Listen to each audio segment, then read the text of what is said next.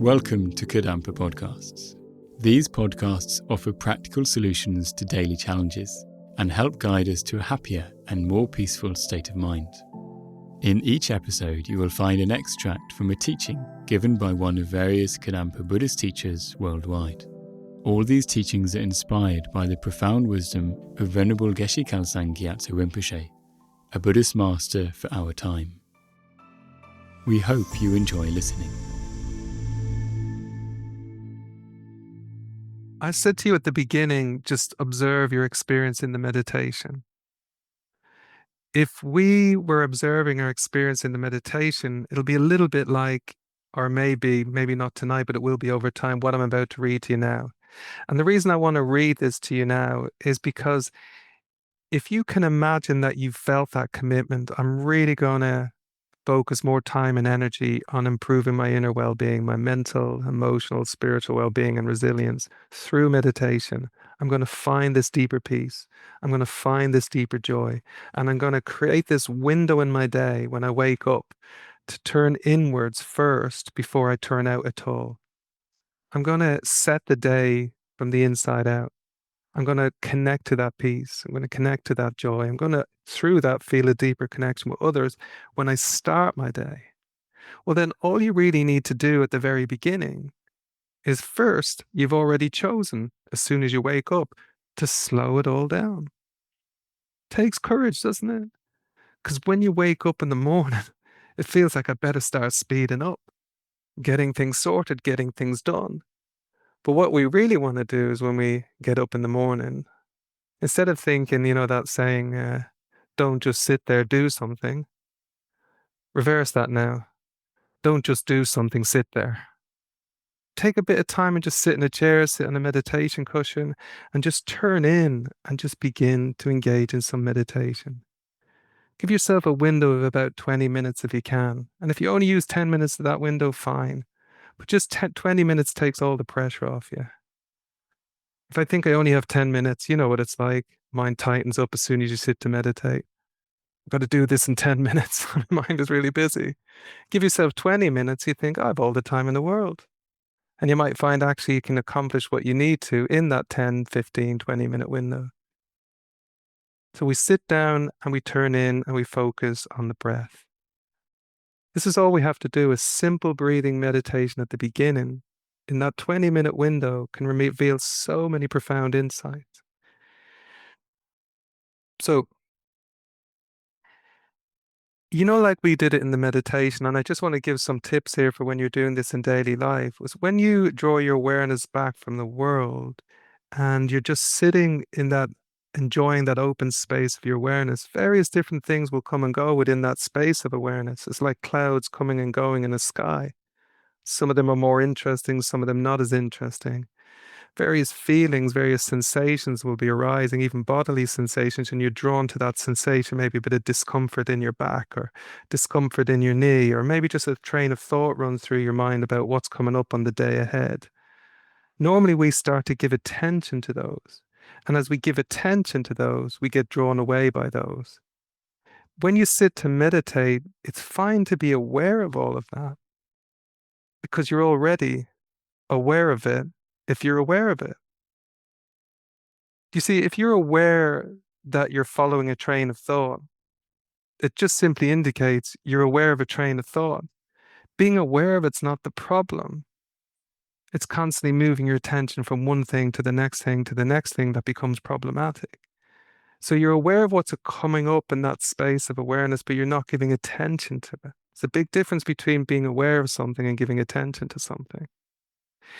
As you notice all of that coming and going, like clouds coming and going in this clear sky, what you choose to do is just pay attention to something that's also there in that same space of awareness. Sensation of breath. It's always there. That's why it's such a helpful focus for your meditation. Because if it's not there, you're not there. So it's always there. You can just tune into that sensation of breath now as you're sitting here instead of listening to me if you wish. Like you're hearing sounds, my voice, aren't you? But you're also having sensations in your body. You also maybe certain thoughts about what I'm saying, certain feelings. And there's also in that same space of your awareness, the sensation of breath, isn't there? So what we do in this practice is we simply choose to give our full attention to that sensation of breath as it enters and leaves through the nostrils. Just give your full attention to it. You may still be aware of various thoughts, feelings, sensations, but being aware of them is not the problem. Giving attention to them becomes problematic because you lose your focus on the breath. As you start to give more and more attention to the breath, you develop what's called mindfulness of the breath, which simply means you're paying attention to what you're paying attention to without forgetting it. So you're paying attention to the breath as it ebbs and flows through the nostrils without forgetting it.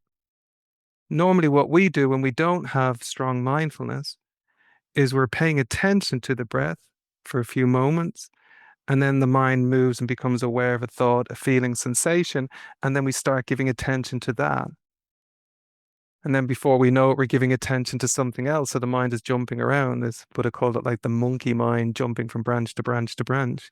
So our attention is drawn away by thoughts, feelings, and sensations, and then we get distracted by them. Whereas if we just relax and keep returning the attention to the breath, eventually, as we train in that way, we'll notice we're just now paying attention to this relaxed ebb and flow of breath without forgetting it. That's mindfulness of the breath. You're paying attention to what you're paying attention to without forgetting it. And that comes naturally as you learn to relax and keep bringing the attention back to the breath. So why am I saying this? Because as you do that, you'll notice that the mind just begins to slow down. It's not so busy, it's not so agitated, it's not so distracted. It's a bit like waves settling in an ocean. It just begins to settle. And as it begins to settle, you start to find this stillness within you. Do you remember I was saying earlier on, if you can get to that place where you're just noticing the stillness, notice it. The stillness naturally happens as you pay attention to the breath. You become mindful of that ebb and flow of breath because you become more single-pointedly focused on just this relaxed ebb and flow of breath. And as a result, you're not focused on all the various thoughts, feelings, and sensations.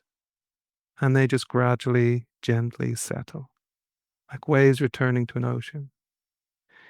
Then you begin to access this stillness within. And at that point, just simply observe your experience.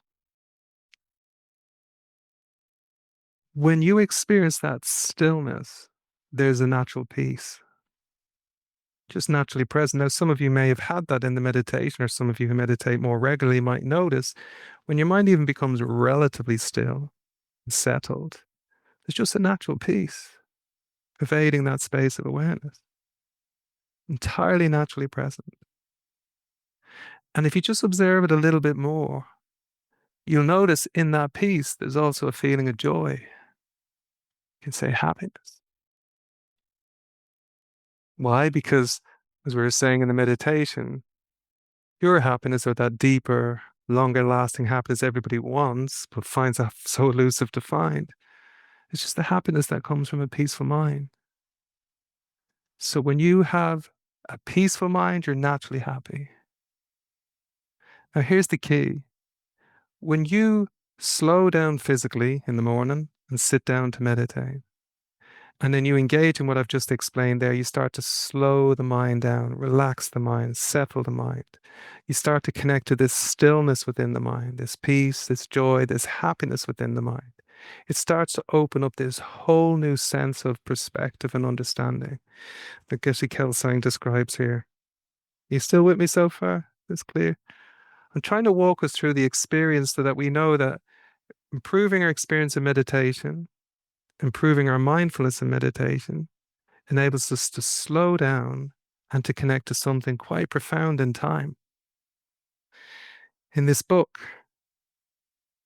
How to Transform Your Life, A Blissful Journey, on page 283 says, even though breathing meditation is only a preliminary stage of meditation, it can be quite powerful. We can see from this practice that it is possible to experience inner peace and contentment just by controlling the mind, without having to depend at all upon external conditions. By doing what we were just explaining there in this simple 20-minute window in the morning, you realize I can experience inner peace and contentment just by going through that process of settling the mind, controlling the mind. He doesn't mean controlling the mind tightly, repressing your thoughts or feelings. He means bringing the mind into balance, under control, by giving your full attention to that ebb and flow of breath. The mind settles, the mind becomes still. There's a peace and contentment there. Don't you think that would just be so life changing if you knew on a tough day and you've learned this skill and you've mastered it over time? I can feel more at peace and content right now if I want, but just taking some time to sit and meditate. How amazing that we could actually do that. And of course, we all can. And there's a reason for that. Because what you notice is when the mind settles, that peace is just naturally there, simply indicating that peace is natural to the mind, because it's always naturally present when you let go of paying attention to what's bothering your mind. Think about that deeply. The essential nature of your mind, my mind, your mum's mind, your dad's mind, your kid's mind, and everyone you know, including those people who are really difficult at work, is peace. Why is it very few people believe that? Because very few people experience that, because most people are looking for peace and happiness out there.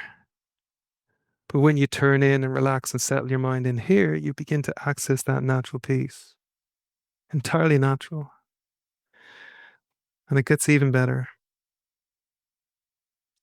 He says, when the turbulence of distracting thoughts subsides and our mind becomes still, deep happiness and contentment naturally rise from within.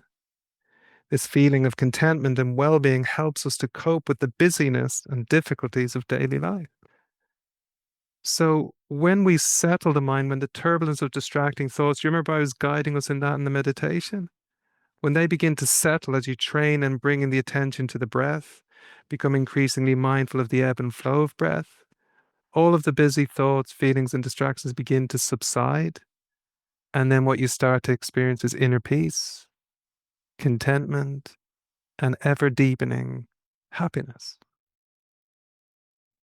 So when the mind becomes still, you access this natural peace, but you also access this natural joy, this natural happiness that lies within all of us. All you need to do to prove it to be true is sit and do this every day for the rest of your life. And then one day you will realize that is true, but it's not just true of you, it's true of everyone you love and everyone you know is struggling today. They could if they learned, and of course most people don't.